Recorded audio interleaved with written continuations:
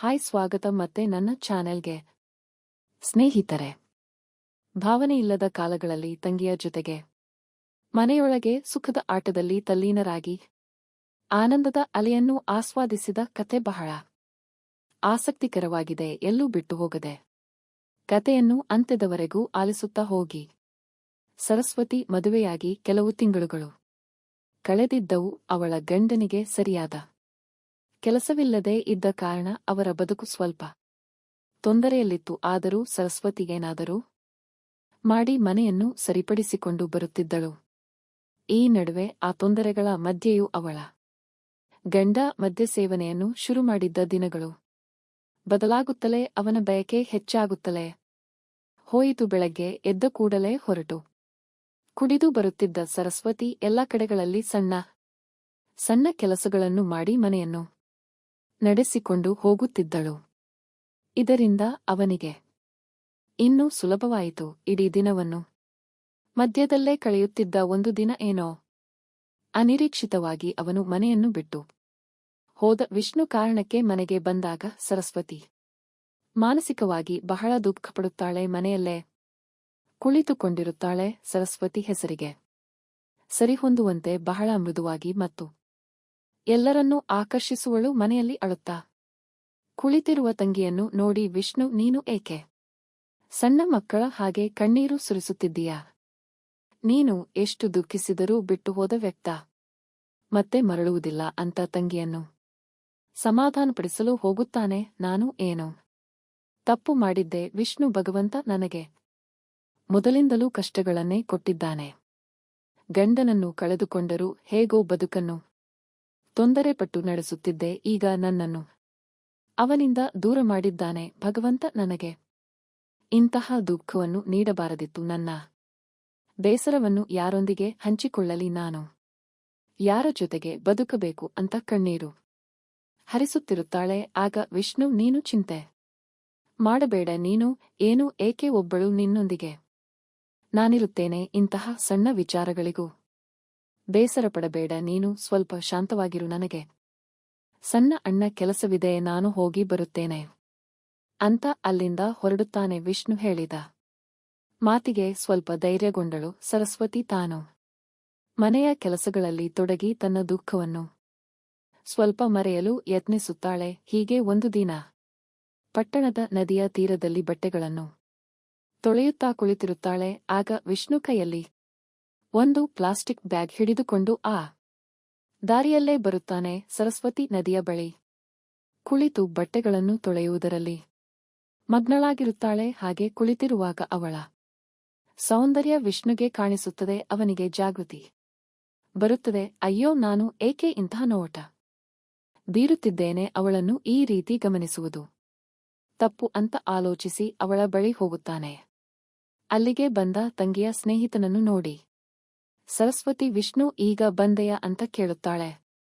ಏನೂ ಇಲ್ಲ, ಸುಮ್ಮನೆ ನಿನ್ನೊಂದಿಗೆ ಮಾತನಾಡಿ ಹೋಗೋಣ ಅಂತ ಬಂದೆ ಅಂತ ವಿಷ್ಣು ಹೇಳುತ್ತಾನೆ.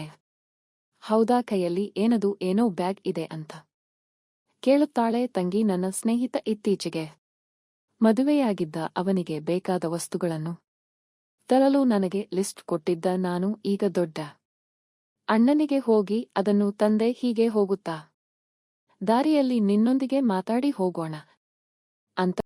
ಮೋಡಿ ಸಂಭೋಗ ವಶೀಕರಣ ಸ್ಪೆಷಲಿಸ್ಟ್. ವಶೀಕರಣಕ್ಕೋಸ್ಕರನೇ ಕರೆ ಮಾಡಿ. ಮಹಾಕಾಳಿ ತಾಂತ್ರಿಕ ಪೀಠಂ ಶ್ರೀ ಮಹಾ ಅಘೋರ ತಪಸ್ವಿ ನಿಮ್ಮ ಪ್ರೀತಿಯನ್ನ ಮರಳಿ ಪಡೆಯಬೇಕೇ? ನಿಮ್ಮ ಪ್ರೀತಿಯನ್ನ ಮನೆಯಲ್ಲಿ ಒಪ್ಪುತ್ತಿಲ್ಲವೇ? ನೀವು ಇಷ್ಟಪಟ್ಟ ವ್ಯಕ್ತಿ ನಿಮ್ಮಂತೆ ಆಗಬೇಕೇ? ಲವ್ ಮ್ಯಾರೇಜ್ ನಲ್ಲಿ ಕುಟುಂಬದಿಂದ ಕಿರಿಕಿರಿಯಾಗುತ್ತಿದೆಯೇ? ನಿಮ್ಮ ಪತಿ ಅಥವಾ ಪತ್ನಿಗೆ ಪರಸ್ತ್ರೀ ಸಹವಾಸ ಬಿಡಿಸಬೇಕೇ? ಇಲ್ಲಿದೆ ಶಾಶ್ವತ ಪರಿಹಾರ.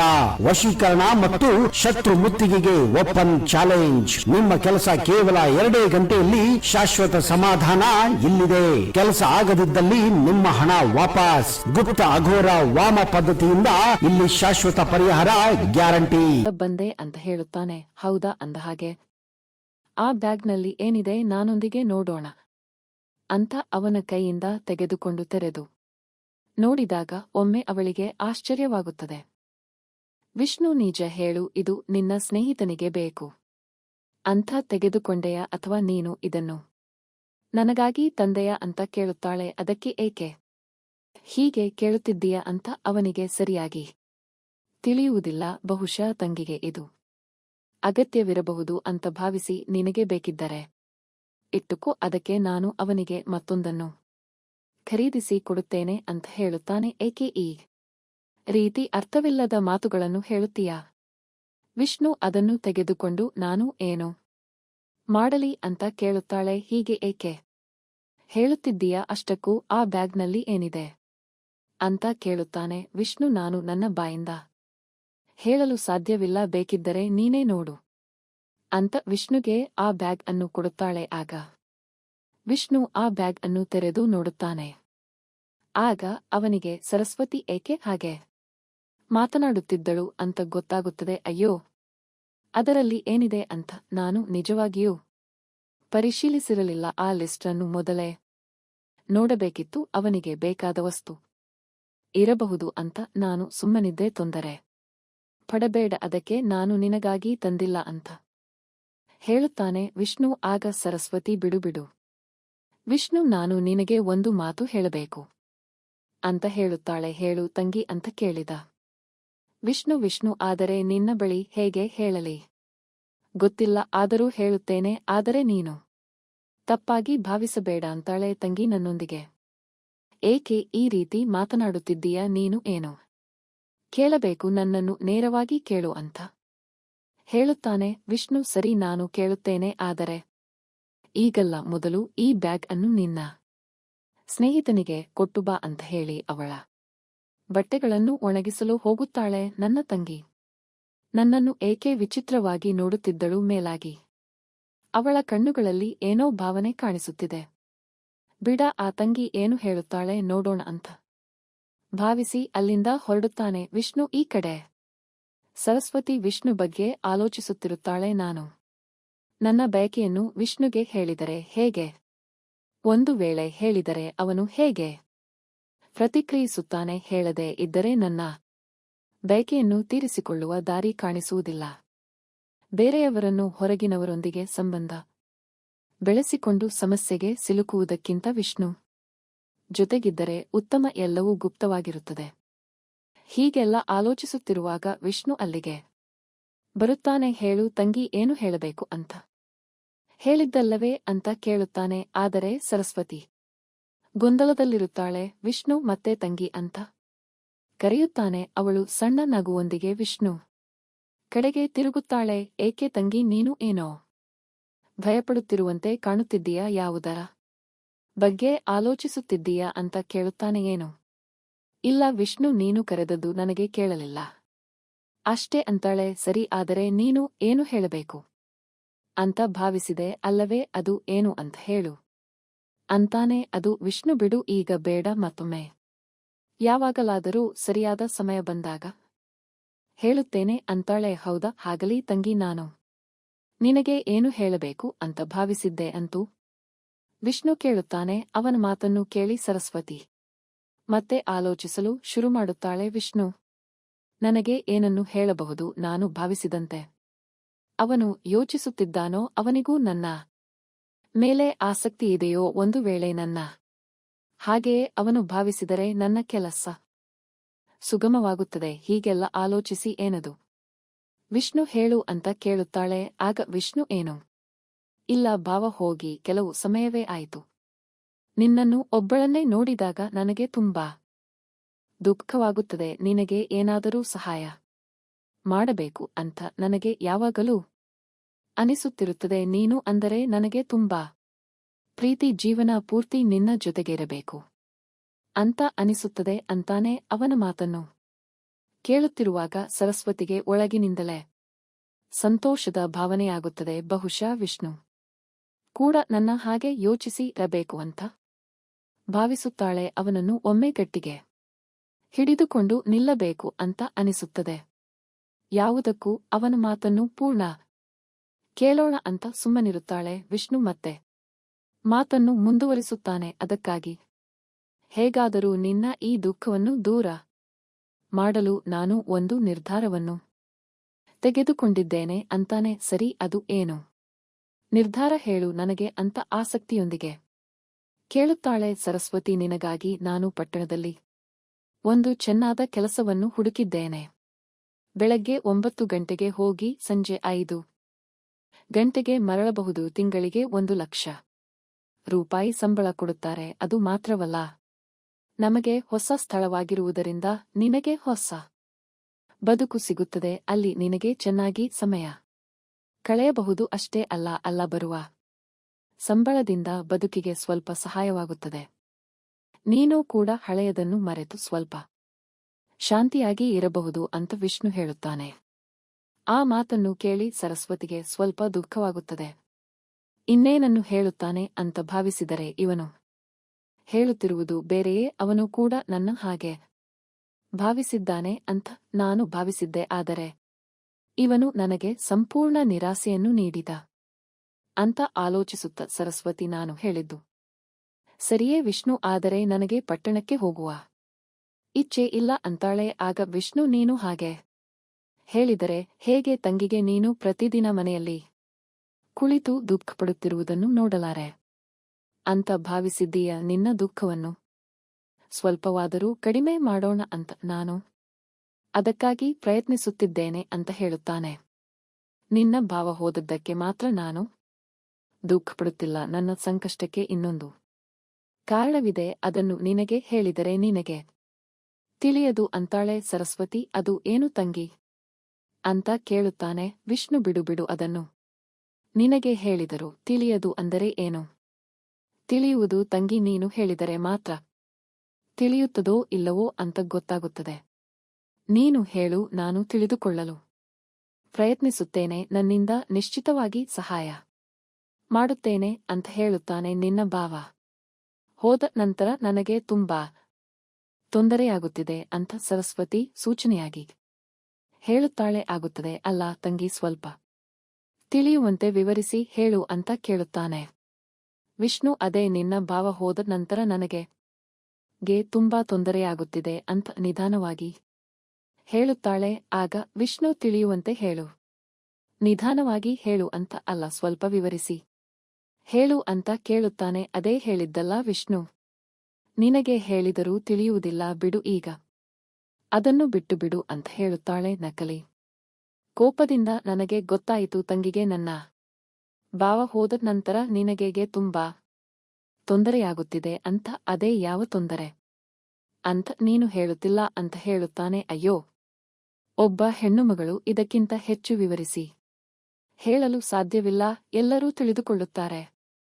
ನಿನಗೆ ಏನೂ ತಿಳಿಯುತ್ತಿಲ್ಲ ಅಂತಾಳೆ. ನೀನು ಹೇಳುತ್ತಿರುವುದನ್ನು ಸ್ವಲ್ಪ ಸ್ಪಷ್ಟವಾಗಿ ಹೇಳಿದರೆ ಯಾರಿಗಾದರೂ ತಿಳಿಯುತ್ತದೆ. ಈ ರೀತಿ ಗೊಂದಲದಲ್ಲಿ ಹೇಳಿದರೆ ಯಾರಿಗೆಗೆ ಅರಿವಾಗುತ್ತದೆ? ಈಗ ನಿನ್ನ ಮನಸ್ಸಿನಲ್ಲಿ ಏನಿದೆ ಅಂತ ನನಗೆ ತಿಳಿಯಬೇಕು, ಸರಿ?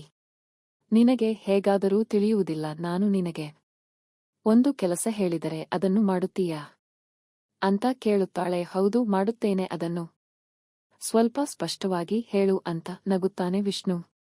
ಹಾಗಿದ್ದರೆ ಇಂದು ರಾತ್ರಿ 9 ಗಂಟೆಗೆ ಸಣ್ಣ ಮಲ್ಲಿಗೆ ಹೂವನ್ನು ತೆಗೆದುಕೊಂಡು ನನ್ನ ಮನೆಗೆ ಬಾ. ಎಲ್ಲಾ ಮಾಹಿತಿ ನಿನಗೆ ತಿಳಿಯುತ್ತದೆ ಅಂತಾಳೆ ಸರಸ್ವತಿ. ಆಯ್ತು, ನೀನು ಹೇಳಿದಂತೆ ನಾನು ಇಂದು ರಾತ್ರಿ ಮಲ್ಲಿಗೆ ಹೂ ತೆಗೆದುಕೊಂಡು ಬರುತ್ತೇನೆ ಅಂತ ವಿಷ್ಣು ಹೊರಡುತ್ತಾನೆ. ಆಗ ಸರಸ್ವತಿ ಮನಸ್ಸಿನಲ್ಲಿ ಆಲೋಚಿಸುತ್ತಾಳೆ, ಇವನ ವಯಸ್ಸಿನ ಯುವಕರು ಎಷ್ಟು ವೇಗವಾಗಿರುತ್ತಾರೆ, ಇವನು ಏಕೆ ಇಷ್ಟು ನಿಧಾನವಾಗಿದ್ದಾನೆ ಅಂತ. ರಾತ್ರಿ 9 ಗಂಟೆಯಾಗುತ್ತದೆ. ವಿಷ್ಣು ಮಲ್ಲಿಗೆ ಹೂ ಜೊತೆ ಮನೆಗೆ ಬರುತ್ತಾನೆ. ಸರಸ್ವತಿ ಸ್ನಾನ ಮಾಡಿ ಚೆನ್ನಾಗಿ ರೋಸ್ ಪರಿಮಳ ಹಚ್ಚಿಕೊಂಡು ತಲೆಗೆ ಸಾಂಬ್ರಾಣಿ ಹಾಕಿಕೊಂಡು ಸಿದ್ಧಳಾಗುತ್ತಾಳೆ. ಕೈಯಲ್ಲಿ ಮಲ್ಲಿಗೆ ಹೂವನ್ನು ಇಟ್ಟುಕೊಂಡು ಮನೆಯ ಒಳಗೆ ಬರುತ್ತಾನೆ ವಿಷ್ಣು. ಬರುವಾಗ ಸರಸ್ವತಿ ಹಚ್ಚಿಕೊಂಡ ಪರಿಮಳ ಚೆನ್ನಾಗಿ ಬೀಸುತ್ತಿರುತ್ತದೆ. ವಿಷ್ಣು ಸರಸ್ವತಿ ಕೋಣೆಗೆ ಬರುತ್ತಾನೆ. ಅವನನ್ನು ನೋಡಿ ಸರಸ್ವತಿ, ಬಂದೆಯ ವಿಷ್ಣು? ನಾನು ನಿನಗಾಗಿ ಕಾಯುತ್ತಿದ್ದೆ. ನಿನಗೆ ಮಲ್ಲಿಗೆ ಹೂ ತರಲು ಹೇಳಿದ್ದಲ್ಲ, ತಂದಿದ್ದೀಯ? ಹೌದಕ್ಕೆ ತಂದಿದ್ದೇನೆ. ಯಾವತ್ತಾದರೂ ನೀನು ಹೇಳಿದ್ದನ್ನು ನಾನು ತರದೇ ಇದ್ದಿದ್ದುಂಟೆ. ತೆಗೆದುಕೋ ಅಂತ ಕೊಡುತ್ತಾನೆ. ಅವನ ಕೈಯಿಂದ ಹೂವನ್ನು ತೆಗೆದುಕೊಂಡು ತಲೆಗೆ ಹಾಕಿಕೊಳ್ಳಲು ನೋಡುತ್ತಾಳೆ. ಆದರೆ ಸರಿಯಾಗಿ ಆಗುವುದಿಲ್ಲ. ಆಗ ವಿಷ್ಣುವನ್ನು ಕರೆದು, ವಿಷ್ಣು, ಈ ಮಲ್ಲಿಗೆ ಹೂವನ್ನು ಸ್ವಲ್ಪ ನನಗೆ ಹಾಕುತ್ತೀಯಾ ಅಂತ ಕೇಳುತ್ತಾಳೆ. ಸರಿ ತಂಗಿ ಅಂತ ಅವಳ ಕೈಯಿಂದ ಹೂವನ್ನು ತೆಗೆದುಕೊಂಡು ಅವಳಿಗೆ ಹಾಕುತ್ತಾನೆ. ಇದೆಲ್ಲ ಚೆನ್ನಾಗಿ ಕಾಣುತ್ತದೆ, ಆದರೆ ನಿನ್ನ ಮನಸ್ಸಿನಲ್ಲಿ ಏನಿದೆ ಅಂತ ಹೇಳಲೆ ಇಲ್ಲವಲ್ಲ ಅಂತ ಕೇಳುತ್ತಾಳೆ. ಏನು ವಿಷ್ಣು, ನಿನಗೆ ಇನ್ನೂ ತಿಳಿಯಲಿಲ್ಲವೇ? ತಿಳಿಯುತ್ತಿಲ್ಲವೋ ಅಂತ ಕೇಳುತ್ತಾಳೆ. ನೀನು ನನಗೆ ಹೇಳಿದ್ದೀಯಾ ನನಗೆ ತಿಳಿಯುವಂತೆ ಅಂತ ತುಂಬಾ ಗೊಂದಲದಲ್ಲಿ ಕೇಳುತ್ತಾನೆ. ಅಯ್ಯೋ ವಿಷ್ಣು, ನಿನಗೆ ಇಷ್ಟು ತಿಳಿಯಲಿಲ್ಲವೇ? ಒಬ್ಬ ಹೆಣ್ಣುಮಗಳ ತಲೆಗೆ ಯಾರು ಮಲ್ಲಿಗೆ ಹೂ ಹಾಕುತ್ತಾರೆ ಅಂತ ಕೇಳುತ್ತಾಳೆ. ಕಟ್ಟಿರುವ ಗಂಡ ಹಾಕುತ್ತಾನೆ ಅಂತ ಹೇಳುತ್ತಾನೆ. ವಿಷ್ಣು ಅಲ್ಲವೇ, ಮತ್ತೆ ನಿನ್ನ ಬಳಿ ನಾನು ಏಕೆ ಹೂ ಹಾಕಿಕೊಂಡೇ ಹೇಳು ಅಂತ ಕೇಳುತ್ತಾಳೆ ಸರಸ್ವತಿ.